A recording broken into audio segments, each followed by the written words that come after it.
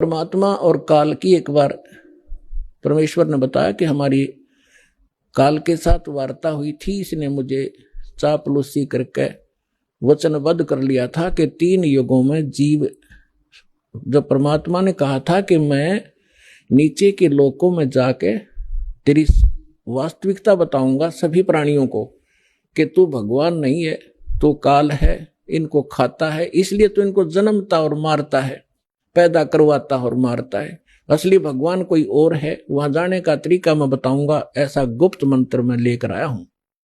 तब काल ने पैर पकड़ लिए, बहुत ज्यादा जो है प्रार्थना की, परमात्मा ने स्वीकार की। इसने कहा कि भगवान 3 युगों में जीव ना ले जाना, कम ले जाना थोड़े थोड़े, और चौथे युग में कलयुग में कितने ही जीव ले जाना, इतनी दया मेरे पर कर दो।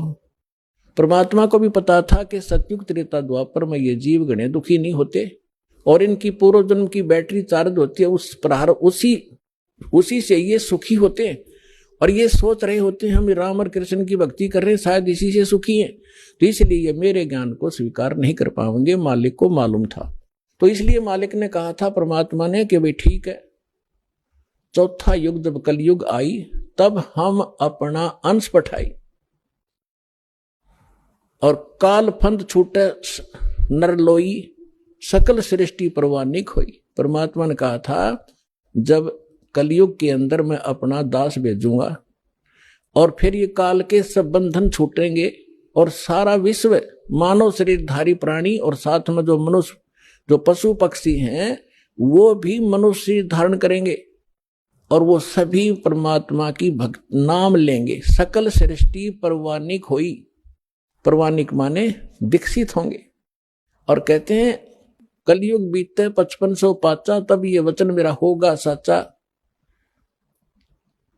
और कलयुग बीत जावे जब एता, सकल यानी सभी प्राणी परम पुरुष पद चेता।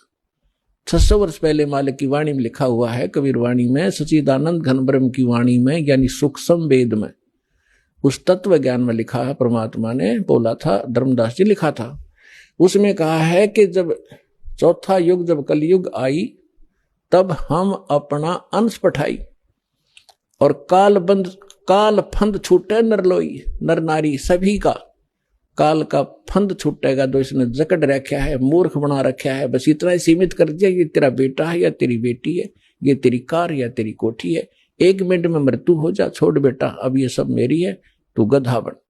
तो यह भूल या हमारे साथ इसने धोखा कर रखा था, इस ज्ञान से अब हमें खूब समझ में आएगा और हमारे बच्चे भी सुरक्षित रहेंगे, हम भक्ति करेंगे। परमात्मा की शरण में आने से हमारे प्रारब्ध के जो पाप आने हैं, मृत्यु होनी, अकाल मृत्यु या कोई अन्य अंग भंग होना है, वो नहीं होगा। अगर आप नियमित रहोगे, सच्चा विश्वास के साथ ही सत भक्ति करोगे, तो वो दुख टलेंगे, आपके बच्चे आखिर तक आपके साथ रहेंगे जब तक, और वो भी मुक्त होंगे और आप भी होंगे यदि सारे भक्ति पर लग जाओगे। तो परमात्मा ने कहा था कि सकल सृष्टि परवानिक होई, काल फंद छूटे नरलोई। काल का जो बंधन है, कर्मों से बांध रखा इसने, और ये सब छूटेगा और सारी सृष्टि उपदेशी होगी। कलयुग बीते 5500 पाचा। धर्मदास जी से कहा था कि कलयुग बीते 5500 पाचा, तब ये वचन मेरा होगा सच्चा। आज से 600 वर्ष पहले मालिक ने ये कहा था कि पूरा विश्व मेरी भक्ति करा करेगा कबीर की, और सभी उस सतलोक के परमेश्वर के उस परम पद के जानकार होंगे, सबको ज्ञान हो जाएगा उस परम पुरुष के उस पद का, जो गीता अध्याय नंबर 18 के श्लोक नंबर 62 में कहा कि अर्जुन तू सर्वभाव से उस परमेश्वर की शरण में जा, उसकी कृपा से ही तू परम शांति को और सनातन यानी शाश्वत स्थान को प्राप्त होगा। गीता अध्याय नंबर 15 के श्लोक नंबर 4 में कहा कि तत्वदर्शी संत की प्राप्ति के उपरांत यानी तत्व ज्ञान से परिचित होने के उपरांत परमेश्वर के उस परम पद की खोज करनी चाहिए, जहां जाने के बाद साधक फिर लौटकर कभी संसार में नहीं आते। और जिस परमेश्वर ने सब ब्रह्मांडों की रचना की है, अपने विषय में गीता ज्ञानदाता कहता दूसरे अध्याय के 12वें श्लोक में, चौथे अध्याय के 5 और 9 श्लोक में, 10वें अध्याय के दूसरे श्लोक में कि अर्जुन तेरे और मेरे बहुत जन्म हो चुके हैं, आगे भी होंगे और पहले भी हम जन्मते रहे हैं। इसलिए वो कहता अर्जुन तू सर्वभाव से उस परमेश्वर की शरण में जा जिसकी कृपा से तू परम शांति को, सनातन परम धाम को प्राप्त होगा। तो यहां बता रहे हैं परमेश्वर कि कलयुग बीत जावे जब एता 5500 वर्ष 5 वर्ष, और तब सकल प्राणी उस परम पुरुष के परम पद चेता, उस परमेश्वर के उस परम पद के सभी जानकार हो जाएंगे। कोई सतलोक है, सचखंड है जहां हम रहते थे, वहां जाना है। तो जहां आशा ताबासा हुई, मन कर्म वचन सुमरियो सोई। तो जो प्रसंग चल रहा है हम उसी पर आते हैं। अब आपके जो पूर्व जन्म के संस्कार हैं उस कारण से आप भक्ति की चाह आप लिए हुए हो। दुर्भाग्य आपका कि उन लकड़ी संतों के पास पहुंच गए।